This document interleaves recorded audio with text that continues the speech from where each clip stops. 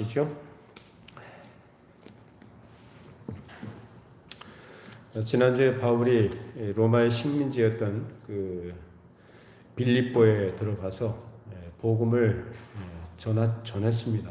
복음을 전하는 과정에 점치는 귀신 들린 여종에게서 귀신을 쫓아낸 이유로 인해 그 자기 수익이 끊어진 그런 주인들에 의해서 잡혀서 결국은 감옥에 갇혀 모진 매를 맞고, 그리고 차디찬 감옥에, 그 냉기가 흐르고 습기 찬 그 감옥에서 매인 상태에서 참 그 험난하고 참 그 힘든 상황 속에서 그냥 하나님께 기도할 뿐만 아니라 거기서 하나님을 찬송했다. 그래서 이 찬송한 것으로 인해서 일어난 그 하나님의 응답, 지진이 나고 옥토가 흔들리고, 그리고 모든 옥문이 열리고 모든 죄수들의 매인 것이 풀어지는 것으로, 비록 로마의 무력을 동원해서 포갑적으로 하나님 나라의 진행을 방해하려고 했던 사단의 계획가 있었지만, 그런 것도 하나님의 나라의 전진에 있어서는 무용지물이다라는 것을 그 매인 것이 풀려지는 것으로 그렇게 보여주셨다라고 우리가 생각을 해봤습니다. 자, 이래서 이제 사도 바울 그리고 실라 거기서 이제 풀려났죠. 풀려났고, 풀려나서 저기서 떠나기를 작정을 했어요.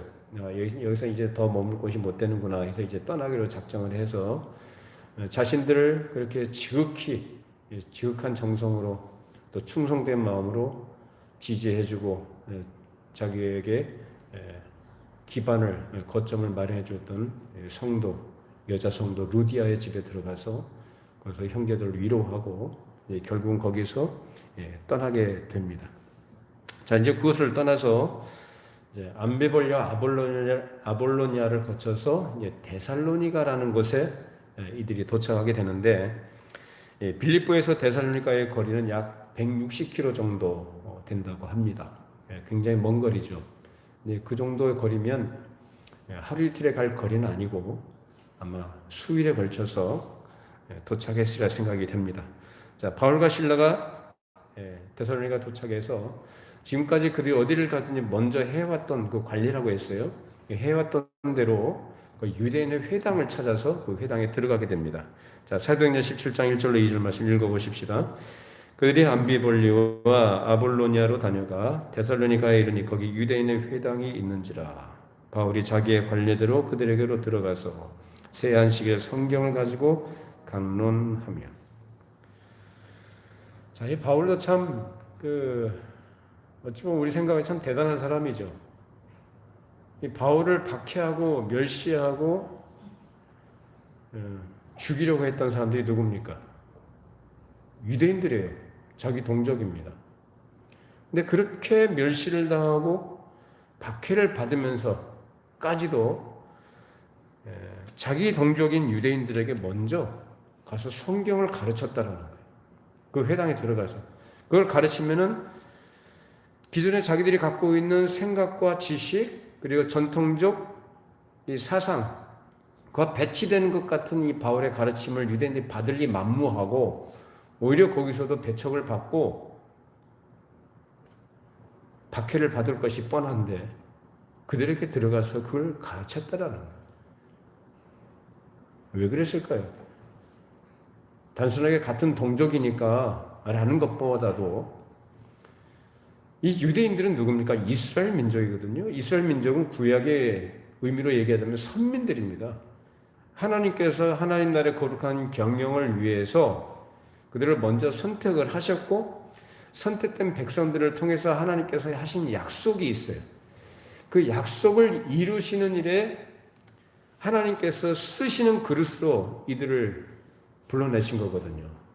그래서 바울의 마음속에는 단순히 혈연적으로 혈족이라는 차원에서 같은 동족이라는 그런 것보다도 하나님께서 먼저 선택을 하셨지 않느냐, 그들에게 하나님께서 약속하셨지 않느냐, 그들을 통해서 하나님께서 이루실 하나님의 거룩한 경영이 있는데, 그 경영하심에, 즉 그들이 복음을 듣고 복음을 바로 깨닫고 무지하고 안매한 가운데 돌이켜서 그들로 하여금 하나님 나라로 들어오도록 하기 위해서 그런 간절한 마음을 가지고 유대인들에게 복음을 전하고 성경을 가르쳐 준 것입니다.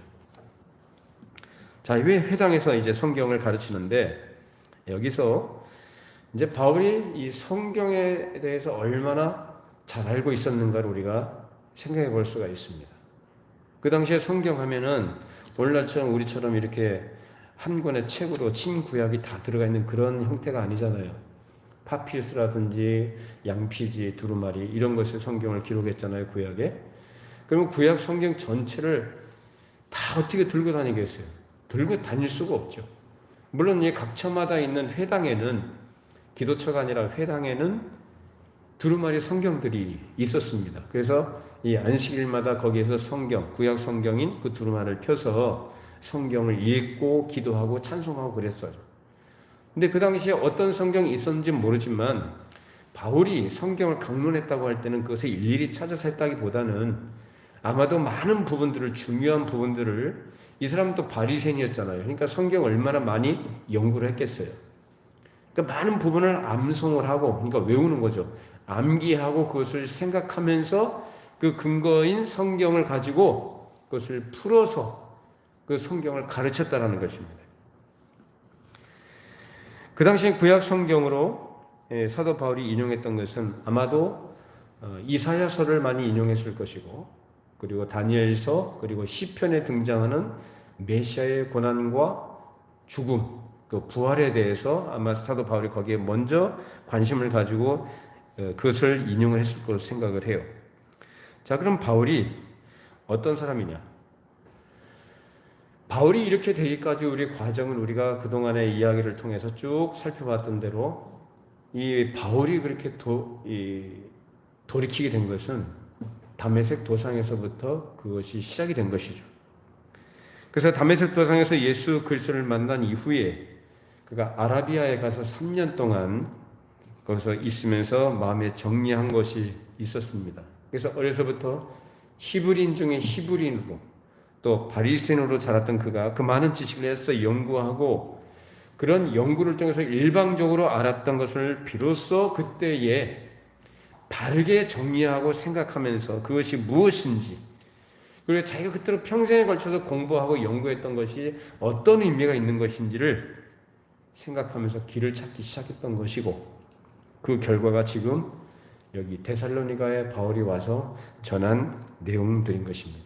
자, 사도행전 17장 3절 말씀 읽어보십시다. 뜻을 풀어 그리스도가 해를 받고 죽은 자 가운데서 다시 살아나야 할 것을 증언하고 이르되 내가 너희에게 전하는 예수가 곧 그리스도라 하니. 자, 이 보면은 바울이 새 안식일에 성경을 가지고 강론했는데 뜻을 풀어서 설명을 했다라고 했어요. 근데 여기 보면 처음에 뜻을 풀어 그리스도가 해를 받고라고 해서 그리스도를 먼저 얘기를 하고 그 뒤에 보면 예수를 이렇게 따로 분리해서 말한 것을 우리가 보게 됩니다. 그리스도하고 예수를 분리해서 말했다는 거예요. 그러니까 우리는 그냥 익숙한 표현으로 우리가 얼핏 보게 되면은 그냥 예수 그리스도가 죽으시고 부활하셨다라는 식으로 우리가 이렇게 이해하겠지만은 여기에 보면 그리스도라는 말, 이 그리스도라는 말이 뭡니까? 아람어로 뭐예요? 그리스도라는 말은 기름 부음 받은 자, 즉 메시아란 얘기입니다. 그러니까 그 메시아가 해를 받고 죽은 자 가운데서 다시 살아나야 될 것을 여기에서 증명했다는 거예요. 이 말은 우리는 당연한 것으로 생각하니까 이게 도대체 뭐 당연한 거 아니냐라고 이렇게 생각하시겠지만은 당시 유대인들이 갖고 있던 메시아관, 메시아 사상이 어떠했는지를 우리가 생각해 보면서 바울이 왜 굳이 그것을 풀어서 설명을 해야만 했는가라는 것을 우리가 생각해 보는 거예요. 자, 바울이 먼저 데살로니가에 있는 유대인 회당에 들어가서 이렇게 메시아론을 얘기한 것은 그 당시 유대인들이 가지고 있었던 전통적 메시아관을 바르게 고쳐주기 위한 것이었습니다. 자, 유대인들이 갖고 있는 전통적 메시아관, 우린 그동안 여러 번 나눠서 생각해 봤는데 그들이 갖고 있는 메시아가 어떤 겁니까? 간단 명료하게 정리해서 얘기하자면 어떤 메시아가 아니에요? 현세적 메시아, 물리적 메시아, 민족주의적 메시아.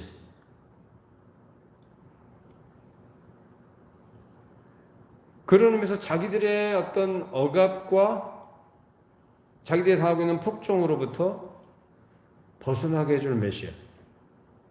그 당시로서는 어떤 나라입니까? 로마 제국이죠. 그 이전에는 바벨론, 아수르. 거기서 자기 민족의 역사를 보면은 계속 외세의 침략과 또 포로 생활로 인해서 많은 고난을 받았거든요. 그런 가운데 그들이 성경에 기록된 약속들을 어떤 식으로 오해했느냐? 이러한 현세적인 문제로부터 우리를 해방시켜주고 해방시켜 줄 뿐만 아니라 이 나라를, 그래서 메시아가 나타나가지고 어떻게 하냐면은 그 메시아는 초연적인 능력을 행하는 능력자다라는 거예요. 그래서 능력을 가지고 모든 세상의 강력한 제국이라 할지라도 일거에 무너뜨려 버리고 뒤집어 버려서 우리 식으로 얘기하는 슈퍼맨이죠, 슈퍼맨. 그래서 어떻게 해주느냐? 자기 나라를 해방시켜 줄 뿐만 아니라 그런 메시아 왕국의 거룩한 대메시아 왕국을 세울 분이라 라고 이렇게 생각하는 것이 바로 유대인들이 갖고 있는 전통적 메시아관이에요. 그래서 과거에 있었던 영광스러웠던 다윗의 왕국을 다시 재현해 줄 그런 능력자, 그것이 바로 유대인들이 갖고 있는 대망하고 있던 메시아였습니다. 자, 그러나 바울이 가르친 그런 메시아관은 유대인들이 생각하는 그런 식의 불사신의 초연의 능력자가 아니라, 물론 어떤 점에서는 그런 초연의 능력자이긴 하지만 어떤 점에서는 우리 사람들과 조금도 다름이 없는, 그래서 우리가 느끼는 고통, 슬픔, 마음의 아픔들, 그래서 희노애락을 모든 것을 똑같이 맛보면서 심지어는 죽음의 공포까지도 동일하게 당하신 분이시라는 겁니다. 이제 바울이 말하고자 하는 요점은 바로 그거예요. 그래서 유대인들이 가지고 있는 전통적인 주장, 즉 초연한 사람이라고 하면서도 오히려 신화해버린 메시아관을 고쳐서 그런 당시 사람을 신격화한 것이 아니라 실제로 그분은 누구시다? 그분이 신이다. 즉 하나님이신데 그 하나님이 사람이 되셨다라는 식의 그런 관점의 메시아를 가르친 것입니다. 그러니까 하나님이 사람이 되셨다라는 거예요. 자, 히브리서 4장 15절 읽어보십시다. 우리에게 있는 대제사장은 우리의 연약함을 동정하지 못하실 리가 아니요 모든 일에 우리와 똑같이 시험을 받으신 이로되 죄는 없으십니다. 우리와 똑같은 사람이 되셨다. 누가요? 하나님이 똑같은 사람이 되셨다. 그러니까 똑같다는 건 우리의 인간이 모든 겪는 고통과 슬픔과 아픔, 인생고, 배고픔, 목마름, 이걸 다 똑같이 겪으신 분이다 그 말이에요. 믿으십니까? 네. 근데 뭐가 없다고요? 죄는 없시다. 우리 인간들이 당하는 고통, 그 고통은 뭡니까? 고통의 성격은 죄의 결과죠. 죄의 결과로 우리는 슬프고 고통스럽고 아프고 힘든 거예요. 뭔가 스트레스가 있는 거고 결국 다 따지보면 죄의 결과라 그 말이에요. 근데 예수님도 똑같이 겪으셨다고 하는데 그럼 예수님 죄가 있어서 그러시냐? 아니요. 우리와 똑같이 되셨기 때문입니다. 그러나 죄는 없으신 분으로 이 땅에 오신 분이다 라는 것입니다. 그래서 하나님이 사람이 되셨다.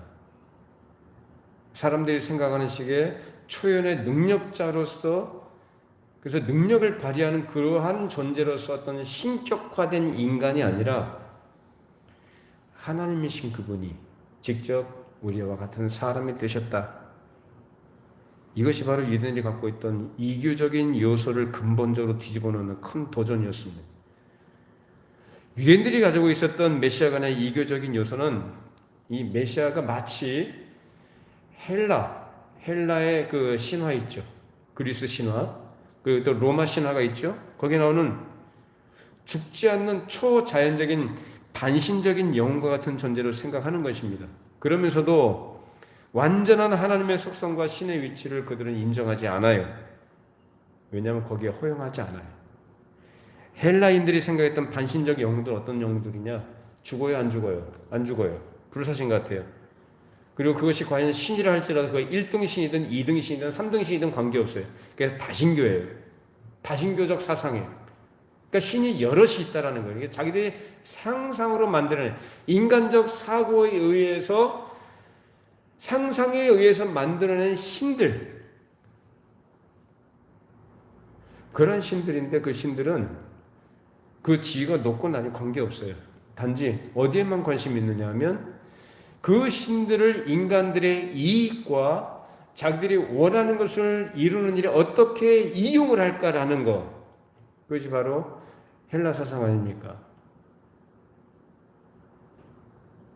그래서 모든 사고들이 인간의 생각, 인간의 관점, 인간의 상상에 기반한 것들이 바로 그러한 신들이었던 것입니다. 자기들에게 도움을 줄 수 있는 능력자이면 되는 거죠. 이것이 다신교적 신화라는 것입니다. 로마인들도 마찬가지 그것을 비슷하게 답습을 해서 다신교적 종교관을 가지고 있었던 것입니다. 자, 그러면 유대인들은 어떠냐?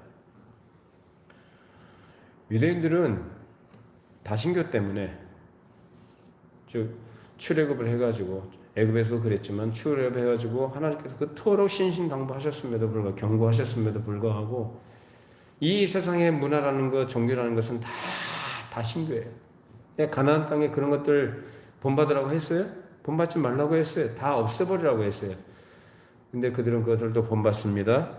그래서 그런 우상 숭배 때문에 아주 지긋지긋한 고생을 하고 국가가 망하고 민족이 멸문지화를 당하고 또 괴멸될 뻔했던 과거 역사들이 있지 않습니까? 그래서 아수르에 망했고 바벨론의 포로 생활을 70년을 했고, 그런 과거 역사를 생각해서 자기들이 메시아를 초자연적인 그런 위대하고 가장 뛰어난 인물이라 생각한다 할지라도 절대로 신화화하지 않고 신의 주의를 부여하지는 않은 것입니다. 그러니까 유대인이 생각하는 메시아는 어떤 존재예요? 신이에요? 사람이에요? 사람이에요, 사람. 어떤 사람이요? 자기 민족의 현실적인 문제를 해결해주는, 그런 차원에서 구원해주는 그런 존재. 그가 왕이든 제사장이든 선지자든 관계없어요. 그게 다 메시아예요. 그들이 생각하는 메시아. 이해되십니까? 하나님이 사람이 되셔서 이 땅에 오신다는 것은 상상도 못할 일이에요.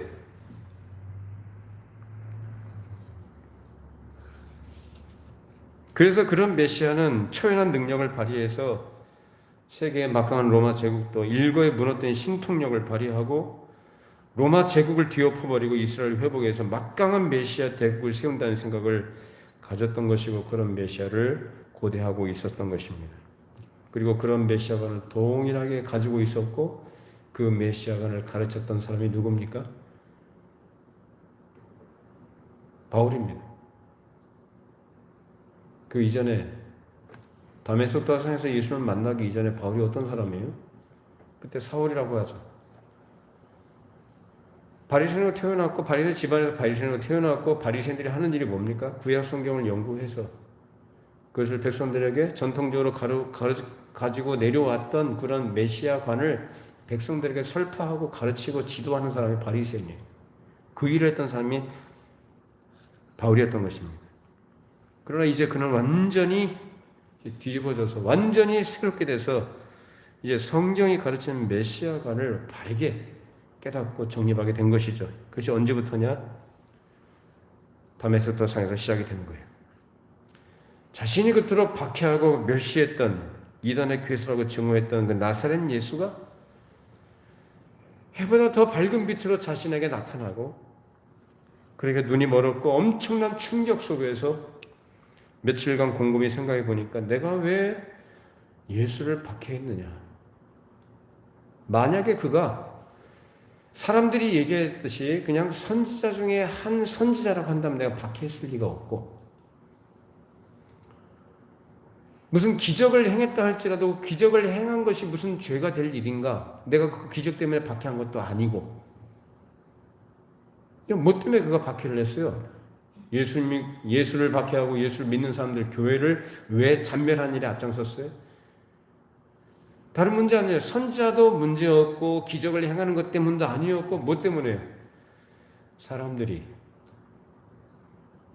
그 예수란 자를 어떻게 해요? 하나님이다, 하나님의 아들이다, 그렇게 신격화한 거예요. 그러니까 신이라고 떠받들고 이렇게 따르고 추종하니까 신성 모독이라 해서 이거는 하나님의 이름에 먹칠하는 거다 싶어가지고 바울이 거기 거룩한 의분이라고 하죠. 그 당시로서는 그 의분을 가지고 박해를 했던 것입니다. 자, 그런데 문제는 뭐냐? 십자가에 못 박혀 죽었는데 그 죽은 예수를 내가 내 눈으로 직접 봤다는 사실이에요. 만약에 그 예수가 사람이라고 한다면 죽으면 어떻게 되는 거죠? 없어져 버려야죠.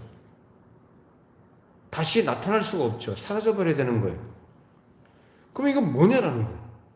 자기가 헛개비를 본 것도 아니고 꿈꾸다가 무슨 환상을 본 것도 아니고 실제로 한낮에 다메섹 도상에서 예수 믿는 자들을 잡으러 체포하러 가는 그 다메섹 도상에서 여러 사람들이 둘러서 있는데 거기에서 자기에게 큰 광채가 예수 그리스도가 나타나서 명백한 음성으로, 어미로운 음성으로 자기를 불렀고 자기에게 명령하셨고 지시하셨다. 너무너무도 생생하고 명백하게 자기에게 나타난 그분이 누구냐? 자기가 그토록 증오하고 멸시했었던 나사렛 예수였다는 거예요. 그러면 그가 사람이었다고 한다면, 그가 뭐 기적도 행했고 무슨 능력을 행했고 좋은 가르침도 했다고 한다면은 우리는 우리 입장에서 볼 때는 선지자 중에 한 사람이라고 좋아, 우리가 100번 양보해서 그렇게 인정해 줄 수 있다는 거예요. 근데 사람이 아니더라. 사람이라면 그렇게 다시 살아날 수가 없는 것인데 자기 눈앞에 나타났거든. 그럼 이것은 사람으로서는 불가능한 일이다. 그 예수가 나에게 계시해주고 말씀하신 대로 그분이 바로 누구다? 메시아구나. 그분이 하나님이 사람이 돼서 이 땅에 오신 분이에요. 그래서 거기에서 이제 바울이 곰곰이 생각하면서 이제 아라비아에 가서 3년 동안 뭘 생각했겠어요? 자기가 그동안 열심히 공부하고 연구했었던 구약 성경들을 대조해 가면서 그것을 근거들을 살펴보면서 자기에게 나타나신 그분이 누구였다? 구약에 계시됐던 예언되었던 메시아가 바로 나사렛 예수였구나. 그걸 확신하게 된 거예요. 그래서 바울이 완전히 달라졌죠.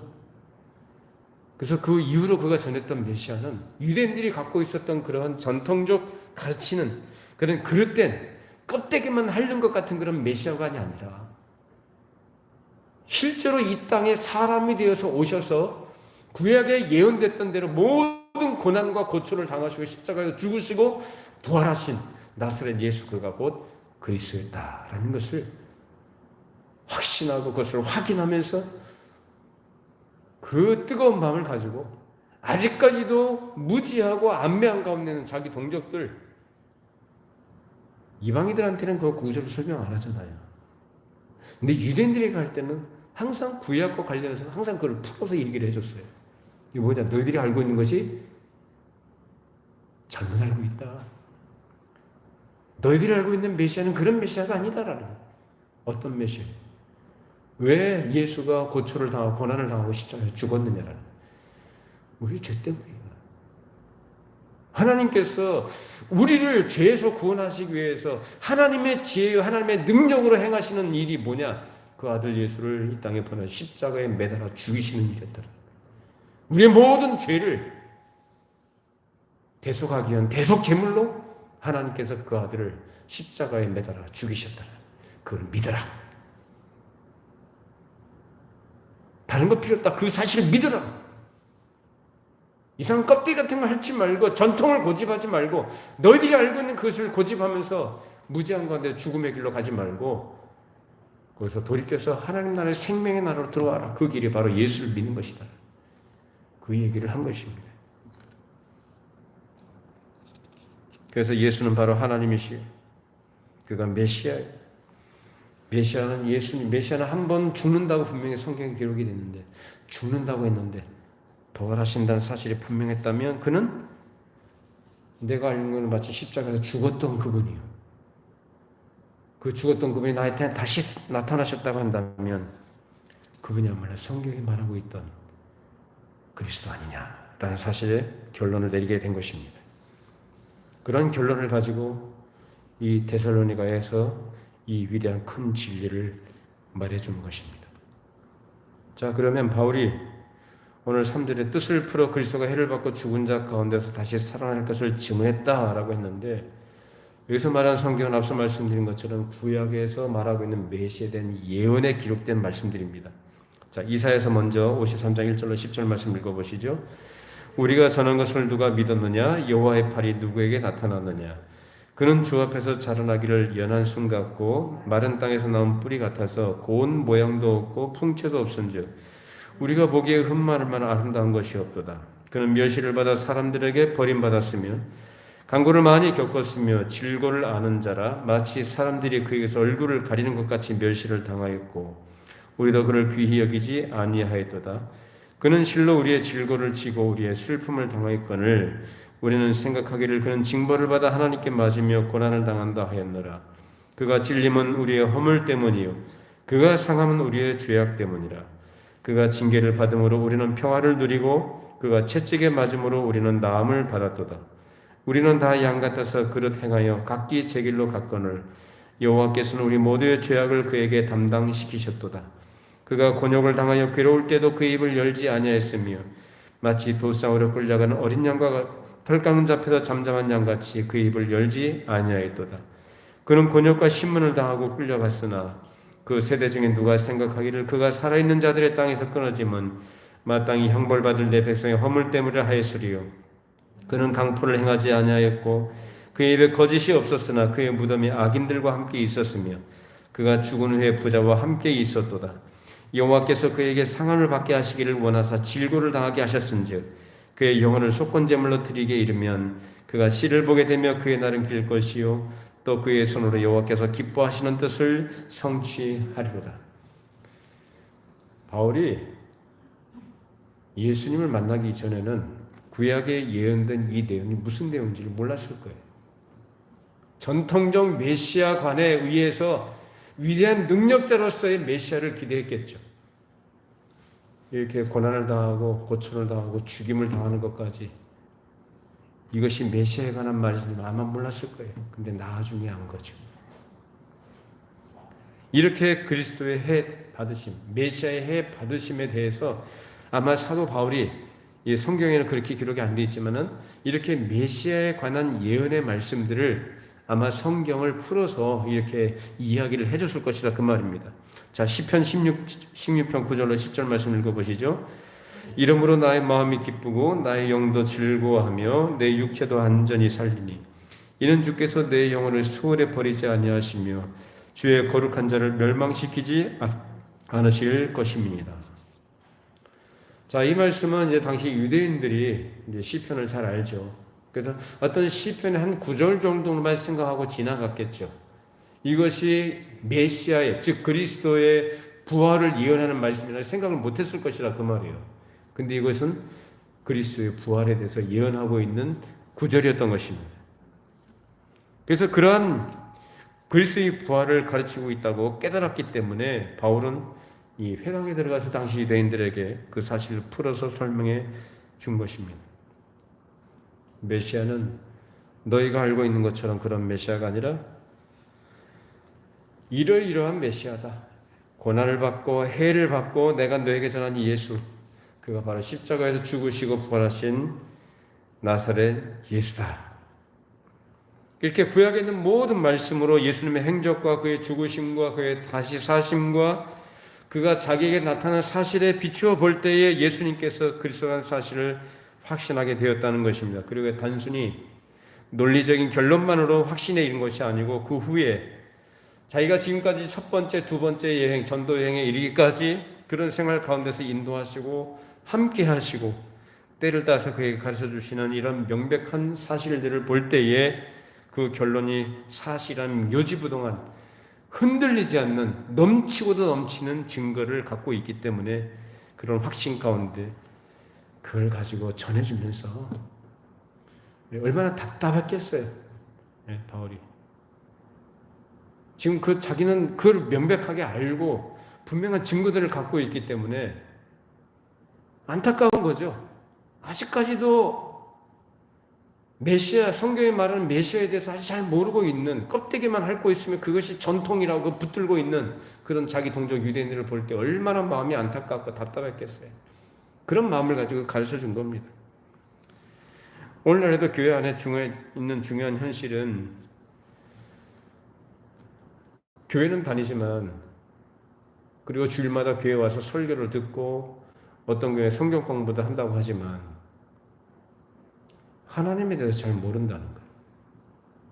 예수님에 대해서 잘 모른다는 거예요.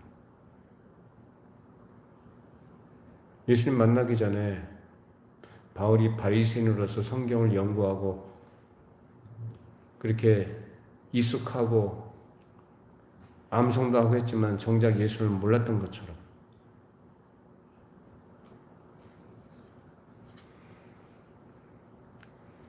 그래서 오늘날 성도들이 교회에서 그리고 예전에는 학력 수준이든지 모든 게 좀 정보도 좀 부족하고 그런 시대였지만 옛날에는 성도들이 성경을 많이 봤어요. 성경을 보고 교회에서 그래도 건전하게 그리고 바르게 성경을 가르쳐 줬어요. 그래서 성경에 대해서 잘 알았어요. 옛날 성도들은. 근데 요즘에는 성경을 잘 몰라요. 그리스도에 대한 이야기도 잘 모르고 그리스도를 잘 몰라요.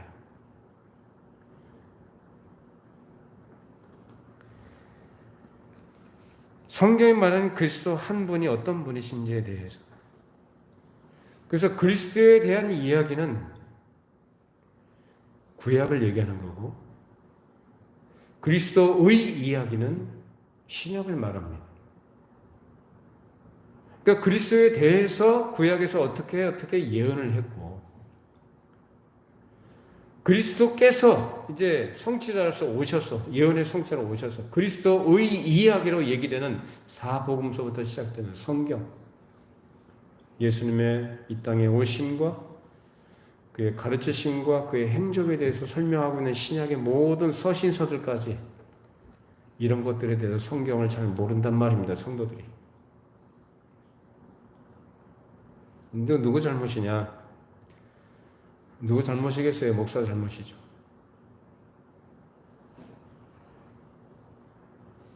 그래서 교회에서 유행하고 있는, 교회에서 돌리고 있는 프로그램들을 보면은 정말 성경을 정확하고 바르게 깊이 있게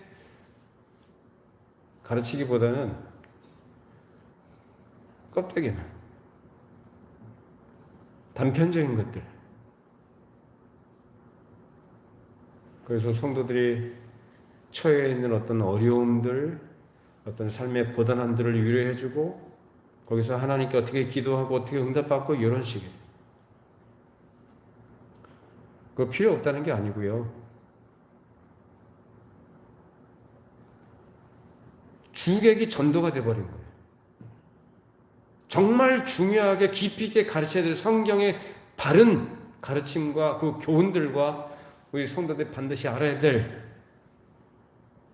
하나님 나라에 대한 것, 하나님의 거룩하신 뜻과 계획에 대해서 이런 것들을 깊이 있게 가르쳐야 되는데 그거보다는 성도들의 관심사 그런 주제들을 가지고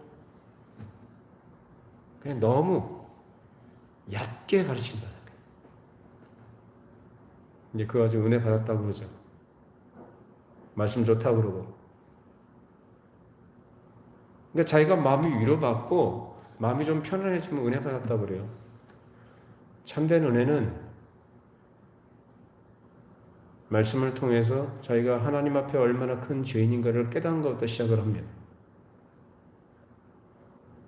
그 하나님의 은혜가 나를 죄에서 건져주셨고 죄와 상관없는 자로 만들어주신 하나님의 백성 되게 하셨다는 것. 그 하나님의 백성이 약속하신 그 약속들이 무엇인지를 알고 그것을 소망하면서 살아가게 된 것을 기뻐하고 즐거워하는 것이 바로 은혜를 받은 것인 줄로 믿습니다. 그게 은혜예요. 근데 그게 아니라 사람들이 존경하는 종교적인 내용들을 가지고 그런 걸 계속 다뤄주면서 그런 길로 인도한다라고 한다면 그것은 바로 배교가 다른 게 아닙니다. 그것이 배교입니다. 배교라고. 그런 흐름들이 바로 배교상이라는 것입니다. 그러면서 하나님의 말씀의 깊이를 바르게 이야기하면 재미가 없다고 하고 그걸 구식이라고 폄하합니다. 요즘 시대가 어떤 시대인데 그 고리타분한 옛날 얘기를 합니까? 진리는 변함이 없는 줄로 믿습니다. 실제로 둘러본 많은 교회들이 그런 식으로 나가고 있는데 옛날 헬라인들이나 로마인들이 가지고 있었던 다신교적 종교관의 실체가 인간, 사람 중심적인 특성을 가지고 있듯이 당시 유대인들이 가지고 있던 성경 해석이라는 것도 자기들의 독단에 불과한 것이었습니다. 오늘날도 마찬가지. 옛날 헬라적인 문화, 헬라적 신화, 다신교의 그릇된 영향 가운데 있던 사람들의 생각과 비슷한 기독론을 사람들이 많이 가지고 있어요. 현세적인 문제에 집착을 하고 자기중심적인 생각들 그리고 예수님에 대해서도 동정녀 탄생을 부정하는 그런 분위기가 이미 오래전부터 우리나라에도 들어왔어요. 그 예수님의 부활까지도 부인하면 안 되니까 부활은 인정하면서도 동정녀 탄생은 부인하는 이런 일들이 세계 도처에서 이미 벌어졌고 우리 한국 교회 내에도 이미 오래전에 침투해 들어왔습니다. 우리 교회는 그런 얘기는 상상도 못할 일이니까 설마 하겠지만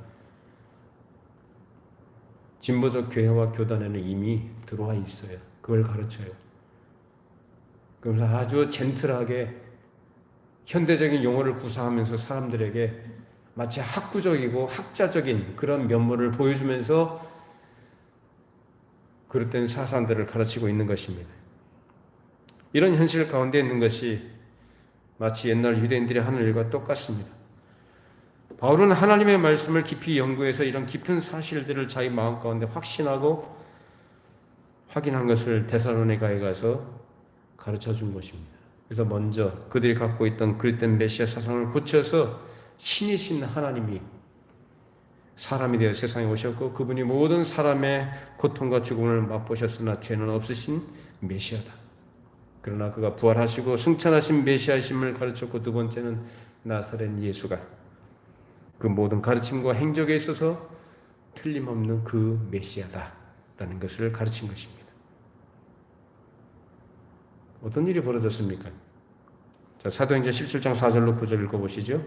그 중에 어떤 사람 곧 경건한 헬라인의 큰 무리와 적지 않은 귀부인도 고난을 받고 바울과 실라를 따르나 그러나 유대인들은 시기하여 저자의 어떤 불량한 사람들을 데리고 떼를 지어 성을 소동하게 하여 야손의 집에 침입하여 그들을 백성에게로 끌어내리고 찾았으나 발견하지 못하며 야손과 비 형제들을 끌고 읍장들 앞에 가서 소리질러 이르되 천하를 어지럽게 하던 이 사람들이 여기도 이르매 야손이 그들을 맞아 들였도다. 이 사람들이 다 가이사의 명을 거역하여 말하되 다른 임금 곧 예수라는 이가 있다 하더이다 하니 무리와 업장들이 말을 듣고 소동하여 야손과 그 나머지 사람들의 보석권을 벗고 놓아 주니라.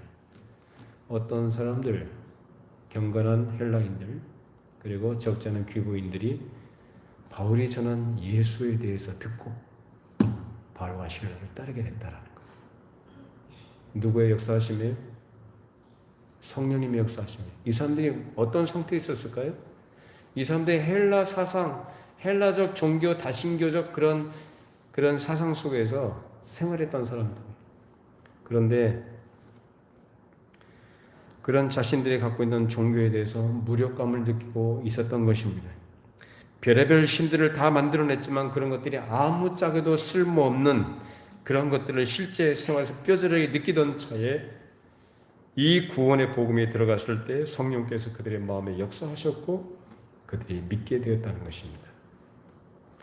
이처럼 과거의 종교의 허무함에 실망한 것과 함께 마음속에 인생의 허무함들 다 누려봤다, 해봤다, 돈도 벌어봤고 좋은 차도 사봤고 자기 좋은 집도 마련해봤고 세상에서 말하는 성공도 사회적인 그 능력을 발휘하는 것도 다 해봤는데 사람이 존재라는 것이 살아보니까 해보니까 허무하더라. 당시 헬라인들이 그런 거예요. 그런 가운데서 사람이라는 건 얼마나 연약한 존재인지 어떤 병에 걸려보고 몸이 약해졌을 때 그것을 뼈저리게 느끼죠. 그런 차에 그런 상태에서 결국 복음의 진리가 들어갔을 때 그것을 믿게 된 것입니다. 물론 성령께서 역사하신 것이죠. 여러분들에게도 우리 주변의 사람들에게도 이런 은혜의 역사가 일어나기를 바랍니다. 근데 여기서 또 참 그 유대인들이 들고 일어나죠. 시기가 가득해서 들고 일어나서 이제 바울과 실라를 잡아 죽이려고 또 찾아 나섭니다. 야손의 집에 쳐들어가죠. 어쩌면 그렇습니까? 하나님을 안다고 하는 사람들이, 어쩌면 그렇게 메시아를 대망한다고 하는 사람들이, 그런 가르침을 받고 자란 자들이, 그렇게 생활해 온 사람들이, 그것을 추구한다고 하는 사람들이 어떻게 이런 짓을 합니까? 이거는 성경이 말하는 믿음도 아니고 신앙도 아니에요. 여러분, 그리스도를 알되 지금 메시아를 대망하되 하나님을 안다고 하되 그릇되게 알면, 잘못되게 알면 이런 괴물들이 됩니다. 괴물들 되는 거예요. 이게 괴물이 아니고 뭐가 괴물이에요? 오히려 그리스도를 욕되게 하고 그리스도를 모독하는 일에 앞장서는 것이 바로 유대인들입니다. 이런 것도 우리가 경계하면서 하나님께서 우리에게 주신 이 귀한 복음, 바울이 전한 예수 그리스도를, 동일한 예수 그리스도를 우리가 받고 믿고 고백하면서 날이 갈수록 이 하나님의 말씀의 깊이를 더 알아가고 더 많이 깨닫고 하나님 앞에서 우리의 믿음이 세상이 어떻게 변하고 달라진다 할지라도, 세상이 어떻게 흘러간다 할지라도 이 진리의 터 위에서 이 진리의 말씀을 붙들고 우리 믿음의 뿌리를 깊이 내리고 흔들리지 않는 그런 믿음의 승리자들로 하나님께서 부르시는 그날까지 하나님 앞에서 올곧게 충성을 다하는 우리 교회와 우리 모든 성도님들 되시기를 바랍니다. 기도하시겠습니다. 걸어가신 하나님 아버지, 바울이 전한 예수 그리스도에 대해서 오늘 말씀을 함께 나누었습니다. 데살로니가에 가서 먼저 회당에 들어가서 유대인들에게 성경을 풀어 참된 메시아화를 가르친 이 사도 바울의 그 가르침의 내용이 오늘 동일하게 주의 말씀을 통해 우리에게 증거된 줄로 믿습니다. 우리가 알고 있는 예수가 어떤 분인지, 우리가 알고 있는 예수 그리스도가 어떤 분이시며 나에게 어떤 의미가 있는 분이며 나에게 원하는 것이 무엇인지 깊이 생각하고 늘 깨달아가게 해주시고 성경을 통해서 주의 말씀을 통해서 우리에게 알려주시는 바대로 더 깊이 알아가며 깨닫는 가운데 우리 믿음이 주의 말씀의 터에 굳건하게 뿌리를 내리게 해주시고 아름답게 자라가게 하시고 하나님 나라에 들어가기까지 우리 모두가 최후의 승리를 맛볼 때까지 믿음 지키며 승리해 나가는 우리 모두가 되게 하여 주시옵소서. 예수님의 이름으로 기도합나이다. 아멘. 자리에서 일어나시겠습니다. 635장 찬송 드리겠습니다.